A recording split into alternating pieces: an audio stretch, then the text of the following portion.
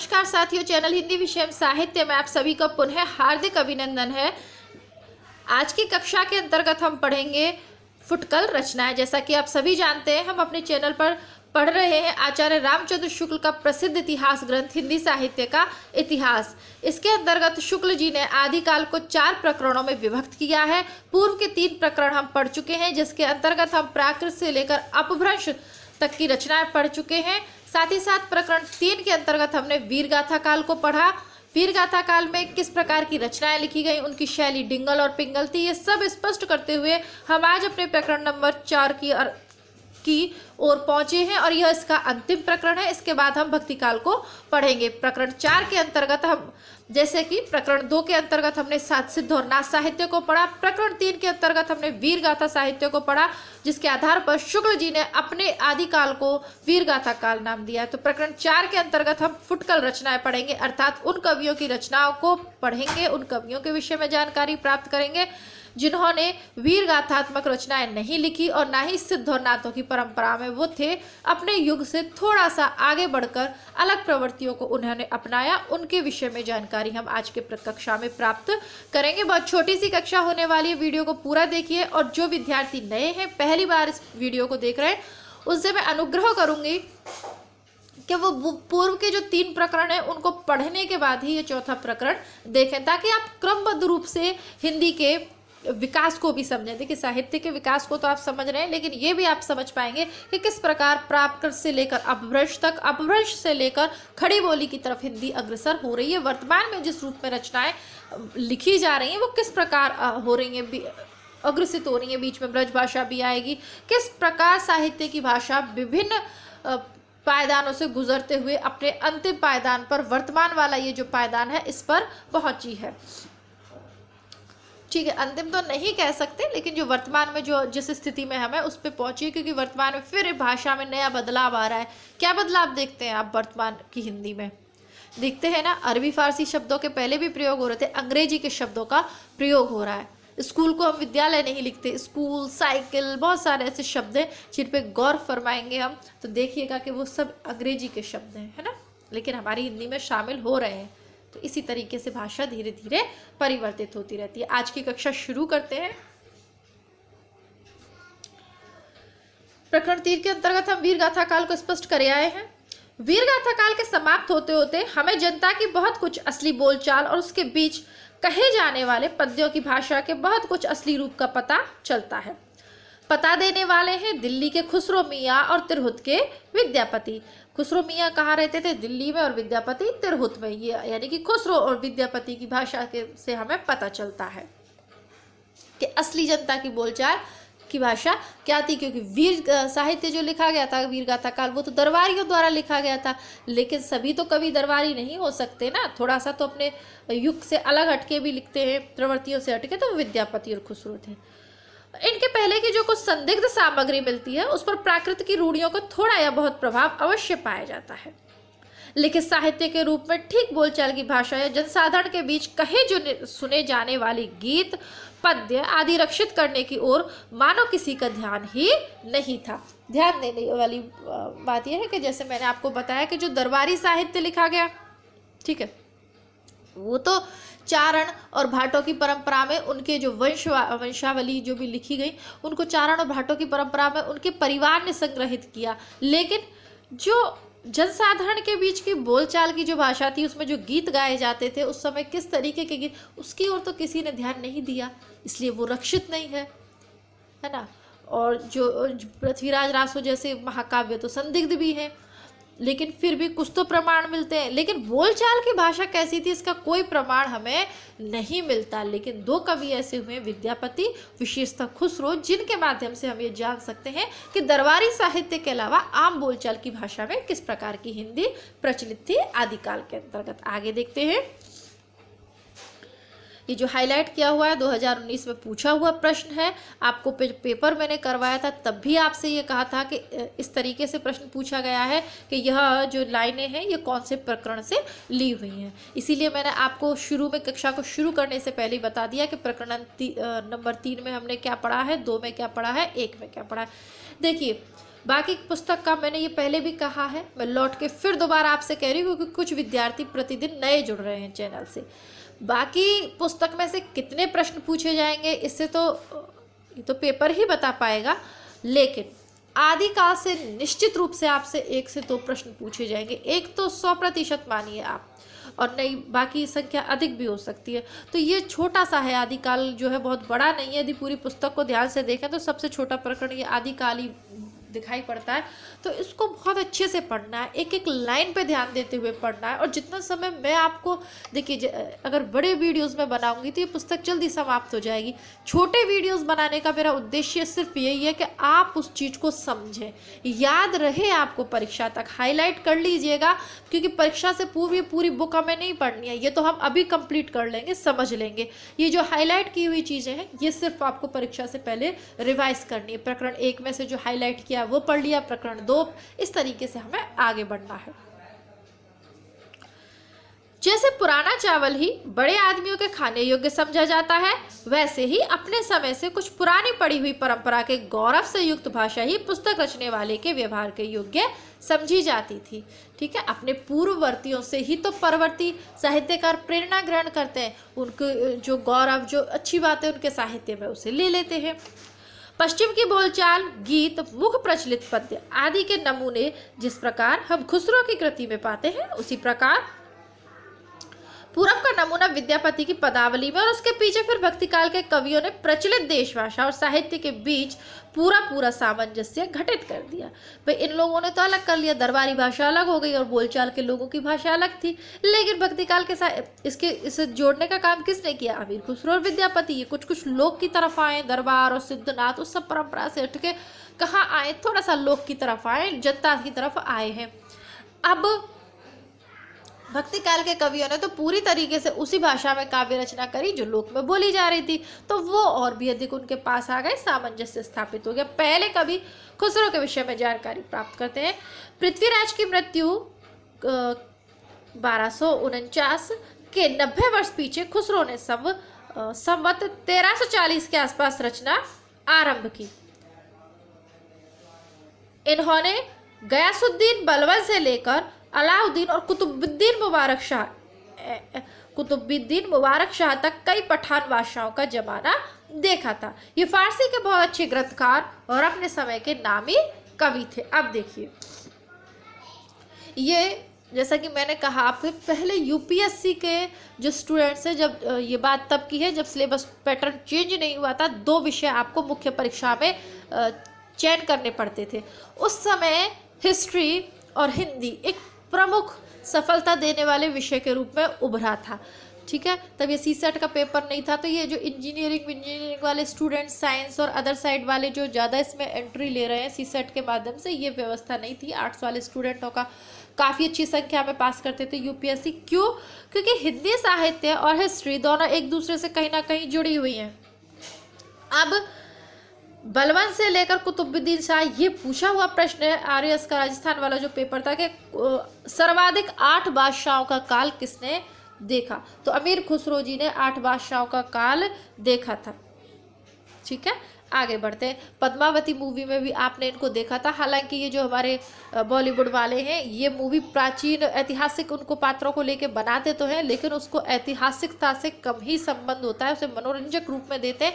यदि उसमें थोड़े से ऐतिहासिक तथ्यों का ये अच्छे से दिखाएं करें तो वो युवाओं के लिए काफ़ी अच्छी बन सकती है, लेकिन इन लोगों का इससे कोई लेना देना नहीं होता। मनोरंजन और भीड़ जुटाना मुख्य काम होता है। आगे बढ़ते हैं।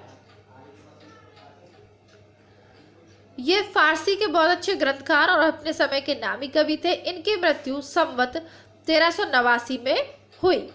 ये बड़े ही विनोदी, मिलनसार और सौहृदय थे। इसी से जनता की सब बातों में पूरा योग देना चाहते थे। जिस ढंग के दोहे, तुकबंदियां और पहेलियां आदि साधारण जनता की बोलचाल में इन्हें प्रचलित मिली, उसी ढंग के पद्य, पहेलियां आदि कहने की उत्कंठा इन्हें भी हुई।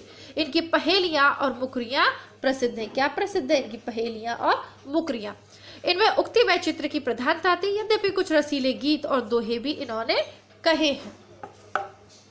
यहाँ इस बात की ओर ध्यान दिला देना आवश्यक प्रतीत होता है कि काव्य भाषा का ढांचा अधिकतर शॉर्ट शैली या पुरानी ब्रज भाषा का ही बहुत काल से चला आता था।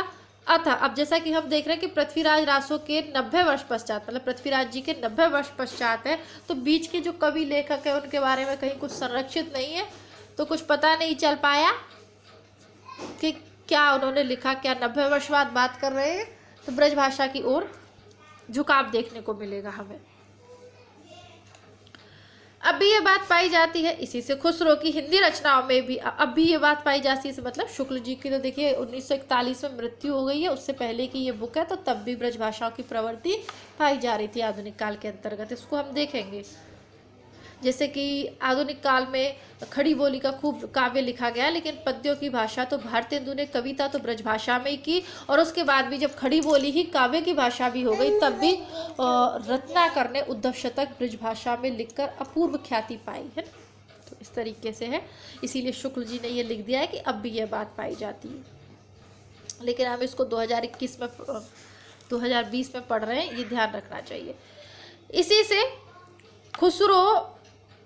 से खुसरो की हिंदी रचनाओं में भी दो प्रकार की भाषा पाई जाती है, ठेठ खड़ी हिंदी बोलचाल, पहेलियों, मुकरियों और दोहों की भाषा, ब्रज या मुख प्रचलित काव्य भाषा ही है।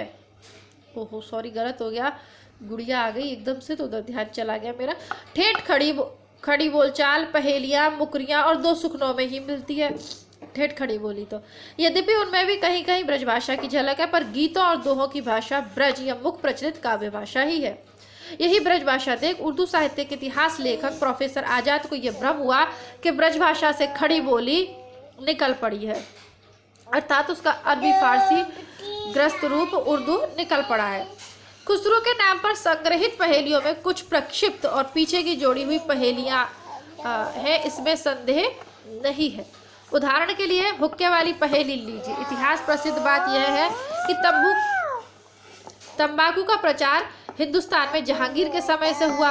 उसकी पहली गोदाम अंग्रेजों की सूरत वाली कोठी थी, जिसमें तंबाकू का नाम ही सुरती जिससे तंबाकू का एक नाम ही सुरती या सुरती पड़ गया।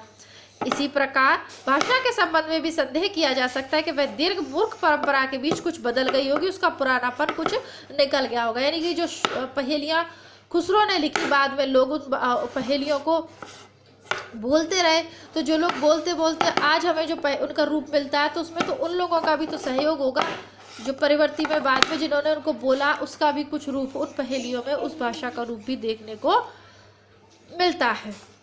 मुख परंपरा के बीच कुछ बदल गई है। किसी अंश तक यह बात हो सकती है, पर साथ ही यह भी निश्चित है कि उसका ढांचा कवि और चारणों द्वारा व्यवहृत प्राकृत की रूढ़ियों से जकड़ी काव्य भाषा से भिन्न था। जैसा कि मैंने आपको शुरू में कह दिया कि ये चारण जो दरबारी भाषा का जो उपयोग कर रहे थे, उससे खुसरो और विद्यापति की भाषा अलग है। प्रश्न यह उठता है, क्या उस समय तक भाषा घिसकर इतनी चिकनी हो गई थी जितनी की पहेलियों में मिलती है? अर्थात उतनी तो नहीं बदली थी, जैसे कि पहेलियों में तो वर्तमान समय की भाषा भी देखने को मिलती है। कारण यह है कि उन पहेलियों को हम तो अपनी भाषा में बोलेंगे, भले ही खुसरो ने किसी भाषा में लिखा हो। खुसरो के प्राय 200 वर्ष पीछे की लिखी जो कबीर की वाणी की हस्तलिखित प्रति मिलती है, इसकी भाषा कुछ पंजाबी लिए राजस्थानी है, सदुकड़ी है, पर इसमें पुराने नमूने अधिक हैं। जैसे सप्तमी विभक्ति के रूप में ई, घरी घर में, चला समाया के स्थान पर चलिया, चल्या समाइया, उनई आय के स्थान पर उनवी आई, झुक इत्यादि।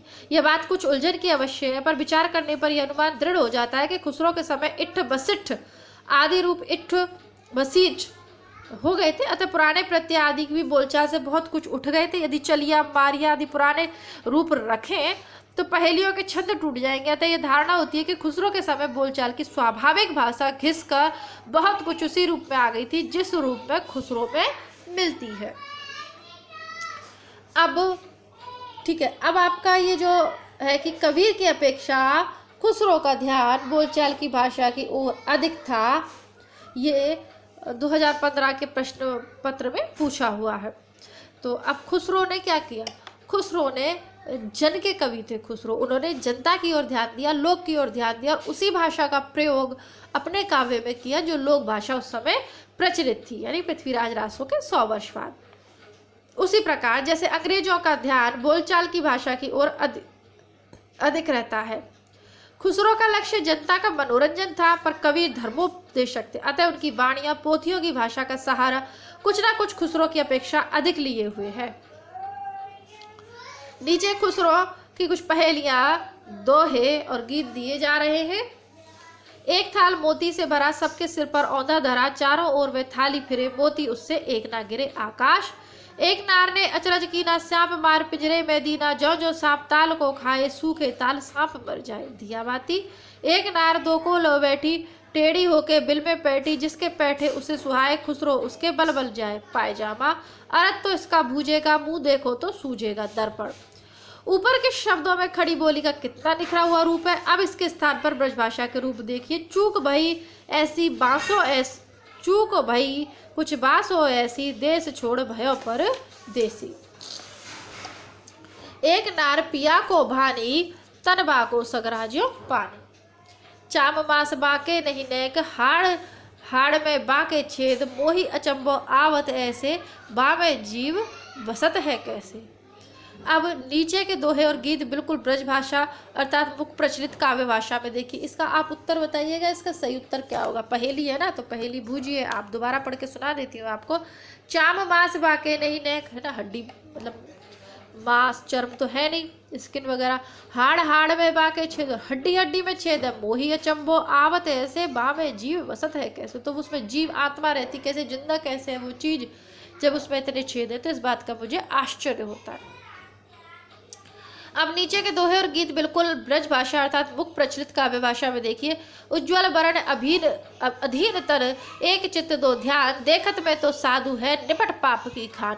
खुसरो रैन सुहाग की, जागी पी के संग, तन मेरो मन पियो को, दो भय एक रंग। गोरी सोवे सेज पर, मुख पर डारे केस, चल खुसरो घर आपने, रैन बहु बही चहुदेश। देखिए ये वाला जो पद्य है ना, गोरी सोबे सेज पर, जब इनके जो गुरु थे निजामुद्दीन औलिया खुसरो के गुरु थे, जब उनकी मृत्यु हो गई तो ये बहुत ज़्यादा दुखी हो गए, है ना। निजामुद्दीन औलिया वही वाले जिनका प्रसिद्ध वाक्य है ना, दिल्ली दूर है तो दिल्ली अभी दूर है। तो वो वाले जो निजाम, वो भी देखिए इनके दरबार में रहते थे बादशाहों के, तो उनकी मृत्यु पर ये बहुत ज़्यादा दुखी हो गए। तब इन्होंने कहा था, कहते हैं कि इन्होंने प्राण त्याग दिए। तो इनकी समाधि अपने गुरु की समाधि के पास ही है। उनकी मृत्यु पर खुसरो ने कहा, गोरी सोवे सेज पर, मुख पर डारे केस, चल खुसरो घर आपने, रैन भई चहुदेश। हाँ बेटी है, गोदी ले ले।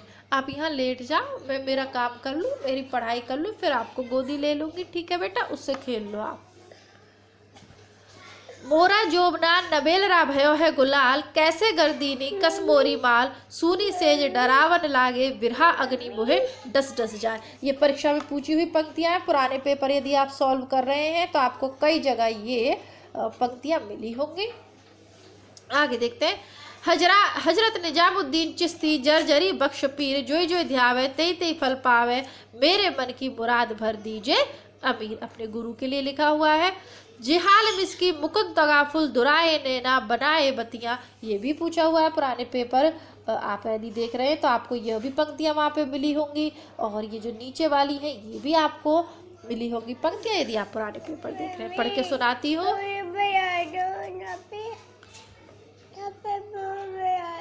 हाँ, यहाँ पे फूल बनाएंगे। अभी दीदी भैया को पढ़ा दें, फिर दीदी भैया कहेंगे कि ये गुड़िया हमें पढ़ने नहीं देती है ना। आप दीदी से फूल बनवा लो, जाओ। ये मेरा पेन ले जाओ और दीदी से फूल बनवा लो, जाओ। ठीक है, मैं बिना ही पेन के पढ़ा लूँगी, आप जाओ, मुझे पढ़ाने दो, है ना। थोड़ी देर में आना, बार बार हिला देते हो मुझे। जाओ, दीदी भैया को बाय बाय बोल दो, बोल दो बाय बाय, जाओ। जिहाल मिसकी मुकुंद तगाफुल, दुराए नैना बनाए बतियाँ, किताब हिजरा नदारम एजा, न लेहु काहे लगाए छतिया।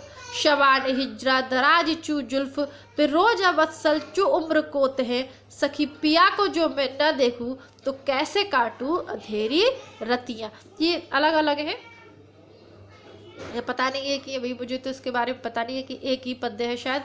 अब एक गाना है मिथुन चक्रवर्ती का इस तरीके का, जिहाल मिसकी मुकुंद तगाफुल, है ना, कुछ ऐसे ही ना। तुम्हारा दिल या हमारा दिल है, सुनाई देती है जिसकी धड़कन, तुम्हारा दिल या हमारा दिल है, ऐसा ही गाना है। गाना वाना कुछ नहीं है, गले में बहुत ज़्यादा पकड़ा हुआ है ठंड की वजह से, तो आवाज़ भी सही से नहीं निकल पा रही है।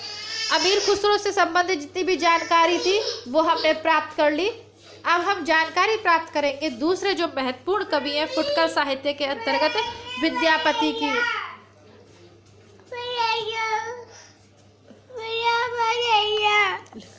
अपभ्रंश के अंतर्गत इनका उल्लेख हो चुका है, अर्थात इनकी जो 2 रचनाएं थी कीर्तिलता और कीर्तिपता का, उनके विषय में हमने अपभ्रंश साहित्य के अंतर्गत पढ़ लिया है। पर जिसकी रचना के कारण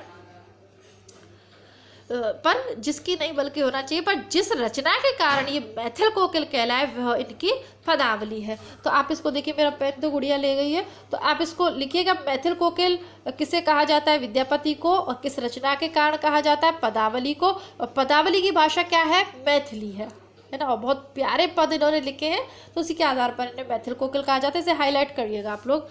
इन्होंने अपने समय की प्रचलित मैथिली भाषा का व्यवहार किया है। जिस देश काल में ये रहते थे वहाँ मैथिली प्रचलित थी, तो उस भाषा का प्रयोग अपने काव्य में किया है। विद्यापति को बंग भाषा वाले अपनी ओर खींचते हैं। सर जॉर्ज गियर्सन ने भी बिहारी और मैथिली को मागधी से निकली होने के कारण हिंदी से अलग माना है। पर केवल भाषा शास्त्र की दृष्टि से कुछ प्रत्ययों के आधार पर ही साहित्य का विभाजन नहीं किया जा सकता। कोई भाषा कितनी दूर तक समझी जाती है, इसका विचार भी तो आवश्यक होता है। किसी भाषा का समझा जाना अधिकतर उसकी शब्दावली अर्थात वोकैब्युलरी पर अवलंबित होता है, आधारित होता है। यदि ऐसा ना होता तो उर्दू और हिंदी का एक ही साहित्य माना जाता। ठीक है, मान ला कि कुछ चीज़ें एक सी लगती हैं, पर उसमें जो अंत ये भी देखना चाहिए कि वो कितने लोगों द्वारा समझी जा रही है।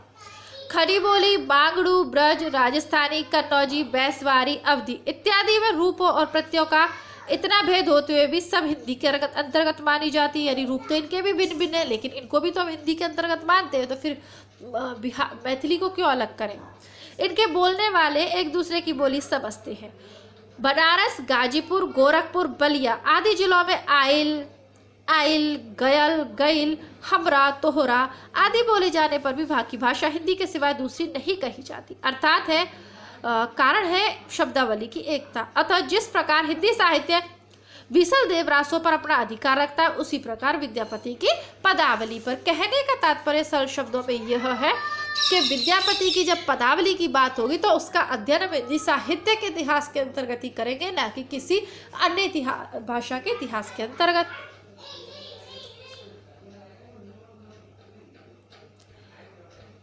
विद्यापति के पद अधिकतर श्रृंगार के ही हैं। अब देखिए, ये जो चीज़ है मैं आपको जो पढ़ाने जा रही हूँ ध्यानपूर्वक देखिएगा, इसलिए नहीं कि परीक्षा के लिए, बल्कि अगर इंटरव्यू में भी आपसे सवाल ये पूछे जा सकते हैं, उस तरीके से भी आप इसको देखिए। और बहुत महत्वपूर्ण चीज़ शुक्ल जी ने कही है जो कि बार बार पूछी जाती रही है। और गुड़िया मेरा पेन भी ले गई है, चलिए हाईलाइटर लेके आती हूँ, 1 सेकेंड आप रुकिएगा।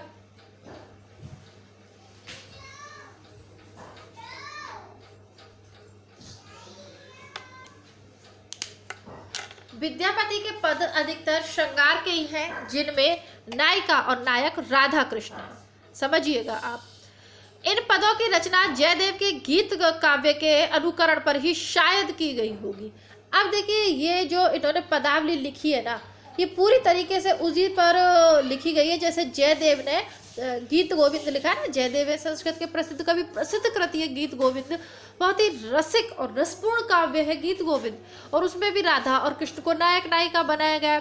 इसीलिए विद्यापति को अभिनव जयदेव की संज्ञा भी दी जाती है। इनका माधुर्य अद्भुत है। विद्यापति शैव थे, शिव के भक्त थे, शैव मत को मानने वाले थे। इन्होंने इन पदों की रचना श्रृंगार काव्य की दृष्टि से की है, भक्त कवि के रूप में नहीं। विद्यापति को कृष्ण भक्तों की परंपरा में नहीं समझना चाहिए। यानी बहुत से लोग जो विद्यापति को बाद में क्या इनकी पदावली को इनको भक्त कवि समझते हैं, इनको भक्तिकालीन साहित्य के अंतर्गत रखते हैं। जैसा कि मैंने आपको शुरू में स्पष्ट किया कि यह आदिकाल का अंतिम प्रकरण है, इसके बाद भक्ति काल शुरू हो जाएगा। तो जो अंतिम कवि होगा उसमें यदि भक्ति काल की भी जैसे सीमा पे खड़ा है, समाप्त आदिकाल और भक्ति काल की जो सीमा है उस पर खड़े हुए विद्यापति, तो बहुत से लोगों ने इन्हें भक्त कवि भी माना है। लेकिन केवल अपने काव्य के अंतर्गत राधा कृष्ण नाम रख लेने से नायक नायिका को वो काव्य भक्ति काव्य नहीं हो सकता। उसमें भक्ति की भावना नहीं है, पूर्णतः श्रृंगारिक श्लोक दोहे उन्होंने अपने में लिखे हैं। बेटा मैं ये पढ़ा लूँ, मैं अब पिटाई लगा दूंगी आपकी, बस आप पापा पास चले जाओ। तो इसलिए शुक्ल जी का मानना है कि ये एक श्रृंगारिक कवि की श्रेणी में रखना चाहिए, इन्हें भक्त कवियों की श्रेणी में नहीं। अगर आप इन्हें भक्त कवि भी मानते हैं तो ये स्पष्ट कर रहे हैं कि वो शैव मत को मानने वाले थे। कृष्ण मत से, वैष्णव मत से उनका कोई लेना देना नहीं था। कृष्ण भक्ति को कौन करेंगे? वैष्णव वाले होंगे ना जो कृष्ण भक्ति को करेंगे, शैव और शाक्त तो नहीं करेंगे। तो ये तो शैव थे। उस आधार पे भी ये दो तर्क हैं। अगर यहाँ पे इंटरव्यू में पूछा जाए कि विद्यापति को आप क्या मानते हैं, भक्त कवि या श्रृंगारिक कवि, तो ये पॉइंट आप अपने वहाँ बता सकते हैं कि वो उन्होंने भक्त कवि होते तो वो शिव जी के संबंधित और वो सब चीजें लिखते ना। चलिए, विद्यापति को कृष्ण भक्तों की परंपरा में नहीं समझना चाहिए। आध्यात्मिक रंग के चश्मे आजकल बहुत सस्ते हो गए। ये पंक्ति आपको सभी छोटे बड़े प्रश्न पत्रों में देखने को मिलेगी। उन्हें चढ़ाकर जैसे कुछ लोगों ने गीत गोविंद के पदों को आध्यात्मिक संकेत बताया है, वैसे ही विद्यापति के इन पदों को भी। तो ये शुक्ल जी स्पष्ट कर रहे हैं, सूर आदि कृष्ण भक्तों के श्रृंगारी पदों की भी ऐसे लोग आध्यात्मिक व्याख्या चाहते हैं। पता नहीं बाल लीला के पदों का वो क्या करेंगे, पता नहीं बाल लीला के पदों का वे क्या करेंगे। इस संबंध में ये अच्छी तरह समझ रखना चाहिए कि लीलाओं का कीर्तन कृष्ण भक्ति का एक प्रधान अंग है। जिस रूप में लीलाएं वर्णित है उसी रूप में उनका ग्रहण हुआ है और उसी के रूप में वो गोलोक में नित्य, यानी हमारी पृथ्वी लोक में नित्य मानी गई है। जहाँ वृंदावन, यमुना, निकुंज, सखा, गोपियां इत्यादि सब नित्य रूप में है। इन लीलाओं का दूसरा अर्थ निकालने की आवश्यकता नहीं है। यानी कि कहने का तात्पर्य विद्यापति का काव्य, विद्यापति की पदावली शुद्ध श्रृंगारिक रचनाएं है। उससे आप किसी प्रकार के आध्यात्मिक अर्थ निकालने की कोशिश मत करिए, है ना। ये शुक्ल जी कह रहे हैं। देखिए, जब एक ये थोड़ा सा जब ये आक्रमण करिए मुगल काल के ये जो आए या कुछ लेखक आए या अभी इसको थोड़ा सा देखिए, जैसा मैंने कहा आगे कुछ चीज़ें स्पष्ट होगी, अभी तो हमने शुरू ही किया है। आगे देखिए, कृष्ण का इस संबंध में ये जान लीजिए कि कृष्ण का जो छलिया रूप, जो रसिया रूप, रसिक वाला जो रूप है, वो हमारे जन सामान्य में इन कवियों की ही देन है। जैसे कि राम भक्त, जब भक्ति साहित्य में जैसे कि तुलसीदास ने प्रबंध काव्य लिखा रामचरितमानस के रूप में, और राम को एक मर्यादा पुरुषोत्तम के रूप में समाज में हमेशा हमेशा के लिए सुशोभित कर दिया, प्रतिष्ठित कर दिया। लेकिन कृष्ण को लेके इस तरीके का प्रबंध काव्य किसी ने नहीं लिखा। अधिकतर फुटकल दोहे ही लिखे गए उनके। जैसे कि सूरदास का ये जो अपना है भ्रमर गीत प्रसंग है, ये आपने काफ़ी पढ़ा है। तो इसमें उद्धव गोपियों वाला संवाद है कृष्ण को लेके। तो कृष्ण की बाल लीलाओं का वर्णन किया है सूरदास ने और उनकी युवावस्था की लीलाओं का वर्णन किया है। संपूर्ण जीवन दृष्टि का वर्णन नहीं किया है। नहीं तो कृष्ण एक महान कूटनीतिज्ञ, महान राजनीतिज्ञ, महान योद्धा और बहुत सारे गुणों से युक्त थे। वो भी मर्यादा पुरुषोत्तम के रूप में किए जा सकते थे स्थापित, या किसी अन्य रूप में किए जा सकते थे, लेकिन केवल उनकी युवावस्था का ही वर्णन इन कवियों ने किया, वो ही लोक में प्रचलित हो गया। और जब भी कृष्ण की बात होती है तो उसे चमत्कार करने वाले एक रसिक, जो कि बहुत सारी जिसकी रानियां हैं, गोपियों के साथ जो रास लीला करता, तो इस तरीके से एक उसकी जो छवि बनी है वो साहित्य के कारण बनी है, वास्तविकता नहीं है। जहां आप कृष्ण के पूरे जीवन चरित्र का अध्ययन अलग अलग पुस्तकों के माध्यम से करेंगे तो आपको विभिन्न जीवन रूपों के बारे में जानने को मिलेगा। लेकिन जैसे रामचरितमानस में राम को पूरा प्रतिष्ठित किया गया बचपन से लेकर अंत तक, उस तरीके से कृष्ण पर किसी ने काव्य नहीं लिखा। और यही कमी रही कि कृष्ण जैसे महान व्यक्तित्व को केवल एक छलिया और रसिक के रूप में मान लिया हमने, पर यह सत्य नहीं है। जिस रासलीला का वर्णन उपयोग मतलब ये उदाहरण देते हुए कहे कि कृष्ण रासलीला, वो वास्तव में उससे हटकर उसके बहुत गूढ़ार्थ है, उनको समझने के लिए बहुत गहराई में जाना पड़ेगा। वो क्योंकि हमारे इस टॉपिक का उद्देश्य नहीं है, वो छोड़ देते हैं, ध्यान देते हैं इस पे। तो विद्यापति ने कोई आध्यात्मिक रचना पदावली नहीं करी है, बल्कि अपने श्रृंगार काव्य के नायक नायिका के रूप में उन्होंने राधा कृष्ण के नाम रख लिए या राधा कृष्ण का चुनाव कर लिया। क्यों? क्योंकि राधा और कृष्ण का जो अलौकिक प्रेम है उसको लौकिक धरातल पर लाकर इन्होंने खड़ा कर दिया। एक तरीके से श्रृंगारिक रचनाओं में आपने पूरी रामचरितमानस में कहीं भी राम और सीता के श्रृंगार का इस तरीके से वर्णन नहीं देखा होगा। जैसे विद्यापति की पदावली में आप राधा और कृष्ण को एक सामान्य नायक नायिका मानकर बहुत ही है ना नक्शिक आपने देखा जो श्रृंगार रीतिकाल के अंतर्गत जो बिहारी वगैरह कवियों ने किया है वही वैसे ही कुछ वर्णन आपको बेसंधी के और उसके विद्यापति की पदावली में मिल जाएंगे। अपनी माताओं को राधा यानी माता के रूप में हम राधा कृष्ण को तो अपनी माता के रूप में इस तरीके से श्रृंगारिक वर्णन पढ़ना तो वो भाव आ ही नहीं पाया जो राम सीता के लिए जो भाव आया इस श्रृंगारिक पदों को पढ़ने के बाद कृष्ण और राधा के लिए वो भाव नहीं आ पाया। जबकि राधा समस्त शक्ति की अधिष्ठात्री देवी है लेकिन वो भाव आ नहीं पाया इन कवियों के कारण। ठीक है, आगे देखते हैं। तो आध्यात्मिक रंग के चश्मे बहुत सस्ते हो गए, ये व्यंग किया है उन्होंने अपने समकालीन उनके ऊपर कि ऐसा लगता है कि बहुत सस्ते हो गए जिन्हें हर कोई को पहनकर पदावली भी उनको एक आध्यात्मिक रचना लगती है जबकि वो शुद्ध श्रृंगारिक रचना है। विद्यापति संवत 1460 में तिरहुत के राजा शिव सिंह के यहाँ वर्तमान थे। उनके दो पद नीचे दिए गए। बिल्कुल धीरे धीरे जुकाम की जो स्थिति है बढ़ती जा रही है, आवाज़ आपको थोड़ी सी अजीब लग सकती है, जल्दी से इसे समाप्त करते हैं।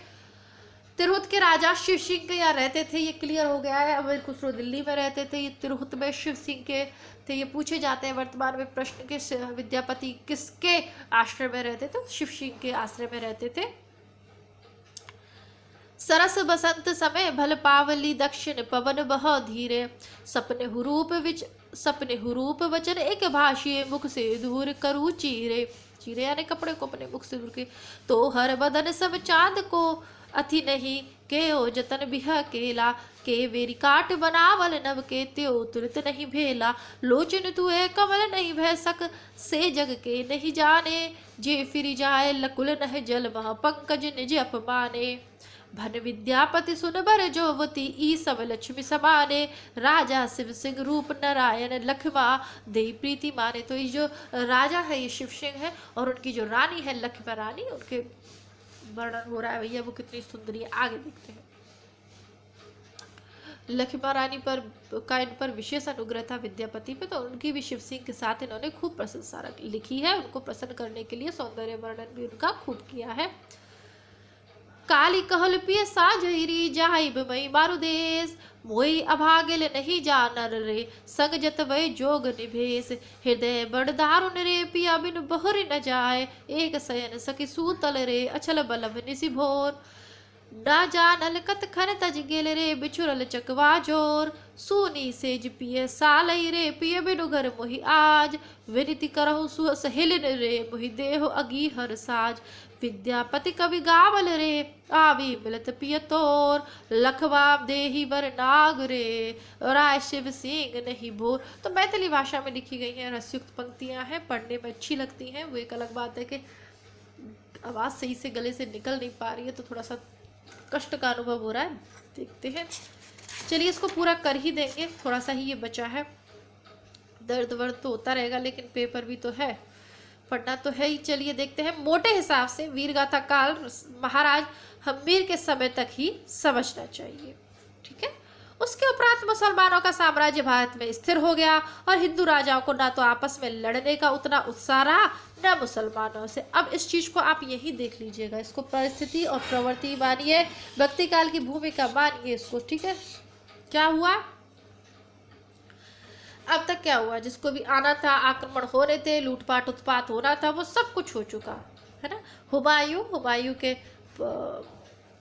बाबर के पुत्र हुमायूं और हुमायूं के पुत्र अकबर, तो ये स्थिति चालू हो गई है यहाँ पे। अब ये लोग लूटपाट करके आक्रांता, तो लूटकारी तो थे नहीं है कि लूट के ले गए, ये तो थे नहीं, ये तो भारत में आधिपत्य स्थापित करने के उद्देश्य से आए और इन्होंने अपना आधिपत्य भारत में स्थापित कर लिया। अब क्या रहा, अब हिंदू राजा उनके अधीन हो गए, तो अब जब वो सबकी सब उनके अधीन है तो आपस में लड़ने का तो कोई मतलब ही नहीं रहा। तो वो लड़ाइयाँ जो वीर गाथा काल में का जो मैंने आपको बताया कि डेली का काम हो गया था, वो भी खत्म हो गई और मुसलमानों से लड़ने की तो उनमें हिम्मत थी नहीं, तो वो चीज़ भी खत्म हो गई। अब मुसलमानों के ना जमने तक तो उन्हें हार कर अपने धर्म की रक्षा का वीर प्रयत्न होता रहा, पर मुसलमानों के जम जाने पर अपने धर्म के उस व्यापक और हृदयग्राही रूप के प्रचार की ओर ध्यान हुआ जो सारी जनता को आकर्षित रखे और धर्म से विचलित ना होने दे। अब क्या हुआ, देखिए एक लाइन छूट गई है, दोबारा देखते हैं इसको। बहुत ही महत्वपूर्ण चीज़ है ये भक्ति काल के लिए कि किस प्रकार उदय हो रहा है। आदिकाल को पूरा अच्छे से समझ में आ गया, कोई भी पॉइंट समझ में नहीं आया हो इन 4 प्रकरणों में तो मुझे कमेंट बॉक्स में नीचे लिख दीजिएगा, मैं आपको पुनः समझा दूंगी। लेकिन परीक्षा में या इंटरव्यू में जब आपसे सवाल पूछा जाएगा ना आदिकाल से संबंधित, तो आप लोगों को बिल्कुल भी गलत उत्तर नहीं देना है। यदि आप परीक्षा में गलती करके आए ना तो फिर आपकी बहुत डांट लगने वाली है, और परीक्षा में आएगा निश्चित, और मैं यहीं पे उसी चैनल पे पूछूंगी जरूर कि आप उत्तर क्या करके आए। तो ये गलत नहीं होना चाहिए आप लोगों का, ठीक है। देखते हैं, अब आपको समझ में आ गया कि अब लड़ने का तो कोई मतलब ही नहीं रहा ना, क्योंकि जब राजा ही दूसरा बदल गया, अब ठीक है, लूटपाट खत्म हो गई। जिनको जो कुछ लूट के भारत से ले जाना था सब ले गए, मोहम्मद गौरी जैसे और पता नहीं कौन कौन आते रहे, हिस्ट्री में खूब अच्छे से पढ़ा है इसको। सब आते गए, लूटते गए, ले गए। अब लेकिन जो आए वो लूट के तो नहीं ले गए, वो बस ही गए यहाँ आके, और भी भयंकर काम हो गया। आपस में लड़ने की ज़रूरत भी ख़त्म हो गई। अब क्या हो गया कि अब तो कोई बचाने वाला भी नहीं रहा, क्योंकि उन लोगों ने बहुत अच्छे से विशाल साम्राज्य अपना स्थापित कर लिया। अब क्या करोगे आप, कुछ नहीं। एकता तो थी नहीं, जैसा कि हमने देखा कि वो तो लड़कियों के लिए लड़े मरे जा रहे हैं, जमीन के छोटे छोटे टुकड़ों के लिए लड़े मरे जा रहे हैं, शान के लिए ही लड़े मरे जा रहे हैं, है ना। और ऐसा हिस्ट्री में तो पढ़ा भी है कि जयचंद ने तो तीसरे व्यक्ति को ही आक्रमण करने के लिए बुला लिया पृथ्वीराज पे, बहारी को। उसने आक्रमण कर लिया, उसने देखा भाई भारत में तो बहुत धन दौलत है और ये लोग तो आपस में ही लड़ते मरते हैं। उन लोगों ने कमजोरियों को पहचान लिया, आके साम्राज्य स्थापित कर लिया। अब जब साम्राज्य स्थापित हो गया, पूरे उस पर एक साम्राज्य, एक छत्र साम्राज्य स्थापित हो गया, तो जो कमियां थी आपकी उनको समझ के तीसरे बंदरों की लड़ाई में बिल्ली फायदा उठा ले गई। अब क्या है, कुछ हाथ तो बचा नहीं, अधीन तो स्वीकार कर लो, नहीं तो मारे जाओगे। उससे भी नीच काम ये हुआ कि अपनी बहन बेटियों को शादी करने लग गए, है ना। उनको सुखी करने के लिए, क्या प्रसन्न करने के लिए अपनी बहन बेटियों तक को जो जाति अपने मतलब अपने आप को वो जिनकी वीर गाथाएं कहते कहते वो नहीं दुखता हमारा, हालांकि वीर हैं, इसमें कोई संशय नहीं है। लेकिन उन लोगों ने भी अकबर की अधीनता स्वीकार कर ली और उससे अकबर को अपनी बेटियां तक ब्याही हैं। ये भी हमें नहीं भूलना चाहिए, ऐसी कोई मजबूरी नहीं थी। एक महाराणा प्रताप का नाम लेकर जो सीना गर्व से भर जाता है ना, राजस्थानी होने के नाते गर्व से भर जाता है। महाराणा प्रताप का नाम आते उनकी शौर्य गाथाएं सुनते, क्योंकि लिखी नहीं गई उनके ऊपर शौर्य गाथाएं, वो बेचारे जंगलों में भटकते रहे। उनके पास कहाँ थे ऐसे चाटुकार और चापलूस दरबारी कवि रखने का अवसर जो उनकी उन बिरदावलियों को लिखता। लेकिन उनका नाम सुनते ही बड़े बड़े कितने लंबे वो थे, कितना भारी भाला रखते थे, उसको जो बिल्कुल रोमावली खड़ी हो जाती है ना रानी पद्मावती का बलिदान सुनकर। वो ऐसे नपुंसक राजाओं का नाम सुन के ये ना खुद गुस्सा आती है जिन्होंने अपनी बहन बेटियां उस मुस्लिम को दे दी, सिर्फ इसलिए कि उनके राज पर आक्रमण नहीं हो और वो उनके प्रशंसा के पात्र बने रहे। ठीक है, आगे बढ़ते हैं। तो अब ये सब होने लग गया तो लड़ाई का कारण ही खत्म हो गया, तो लड़ेंगे क्यों, अब क्या करें। अब धीरे धीरे जो चीज साम्राज्य के स्तर पर थी, राजनीतिक स्तर पर थी, आर्थिक स्तर पर थी, वो धीरे धीरे समाज में प्रविष्ट होने लगी। बाहरी जो संस्कृतियां हैं, बाहरी जो धर्म है, धर्म परिवर्तन के भी कुछ अभियान चलाए जाते हैं, जैसा कि ईसाई मिशनरियों ने करा आधुनिक काल में। वो सब चीजें भी होंगी जब दो संस्कृतियां आपस में मिलाएगी। अब ध्यान किसकी ओर गया कि जो कुछ खो गया वो तो खो ही गया, लेकिन जनता की चित्रवृत्ति बदलने लगी। और इसको हम शुरू में ही पढ़े आए हैं। क्या पढ़ाया था मैंने आपको, रामचंद्र शुक्ल की जब आपको वक्तव्य मैंने पढ़ाया था, तभी मैंने आपको क्या पढ़ाया था कि जनता की, तो मैं ढूंढ के, अब तो ढूंढना तो शायद मुझे अभी नहीं मिल पा रहा, जनता की बदलती हुई जो चित्रवृत्तियां है उन्हीं के आधार पर तो साहित्य बदलता है हमारा, उसी के आधार पर साहित्य में भी परिवर्तन होते रहते हैं। अब जनता की चित्रवृत्ति बदल गई, ठीक है, और विचारधारा दूसरी ओर चली। मुसलमानों के ना जमने तक तो उन्हें हार कर अपने धर्म की रक्षा का वीर प्रयत्न होता रहा, पर मुसलमानों के जम जाने पर अपने धर्म के उस व्यापक और हृदय ग्राह्य रूप के प्रचार की ओर ध्यान हुआ जो सारी जनता को आकर्षित रखे और धर्म से विचलित ना होने दे। यानी साम्राज्य तो गया, इज्जत तो गई, अब क्या बचा है, धर्म बचा है। इसलिए धर्म की ही रक्षा कर लीजिए, कुछ ऐसा कि धर्म तो कम से कम बचा रहे। इस प्रकार स्थिति के साथ साथ ही भावों और विचारों में भी परिवर्तन हो गया, पर इससे यह ना समझना चाहिए कि हम्बीर के पीछे किसी वीर काव्य की रचना नहीं हुई। समय समय पर इस प्रकार के अनेक काव्य लिखे गए। हिंदी साहित्य के इतिहास की एक विशेषता यह भी रही कि विशिष्ट काल में किसी रूप की जो काव्य सरिता वेग से प्रवाहित हुई, वह यद्यपि आगे चलकर मंद गति से बहने लगी, पर 900 वर्षों के हिंदी साहित्य के इतिहास में हम उसे कभी सर्वथा सूखी हुई नहीं पाते। बंद तो पड़ जाती है बहुत सी स्थितियाँ, लेकिन सूखती कभी नहीं है। अर्थात ऐसा नहीं है कि कोई एक काल में आके वीर गाथा लिखना ही बंद हो गया। वीर काव्य बाद में भी लिखे जाते रहे, पर उतने नहीं जितने आदिकाल में लिखे। आदिकाल को यह समाप्त करते हैं। कल की अगली कक्षा में भक्ति काल हम पढ़ेंगे, ठीक है। इसके अलावा जो विद्यार्थी चैनल पे नए हैं, मैं कहना चाहूँगी कि आप लोग मेरे साथ शुक्ल की पुस्तक प्रतिदिन पढ़िए।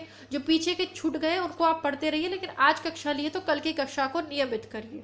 साथ ही साथ प्लेलिस्ट पर आपकी परीक्षाओं के हिसाब से बेहतरीन विषय सामग्री उपलब्ध है। नेट परीक्षा की बात करें तो कहानियां, निबंध सभी पूरे उपलब्ध है। बहुत सारी परीक्षाओं में अन्य में भी लगे हुए हैं।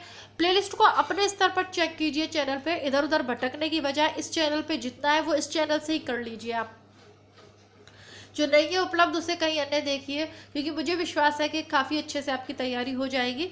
तो प्लेलिस्ट चेक करते रहिए उससे भी, और वहाँ पे कमेंट करके मुझे बताइए। प्रतिदिन जो विद्यार्थी जुड़ रहे हैं वो भी कमेंट करके मुझे बताइए। नियमित रूप से ये कक्षाएं कौन कौन विद्यार्थी ले रहे हैं वो भी कमेंट करके मुझे बताएं, ताकि आगे की रूपरेखा तैयार कर सकूं। और अपने अब लॉकडाउन खुल गया है, आप लोग कॉलेज स्कूल जाने लग गए हैं, तो प्लीज़ अपने मित्रों को इस चैनल के बारे में बताएं। थोड़ा सा सहयोग करें, थोड़ा सा जिम्मेदारी का अनुभव करें कि हाँ हमें इस चैनल को आगे ले जाना है। तो अपने 2-3-4 मित्रों से इसे सब्सक्राइब करवाएं। आपके घर पर जितने भी फ़ोन हैं उन सबसे सब्सक्राइब करवाएं।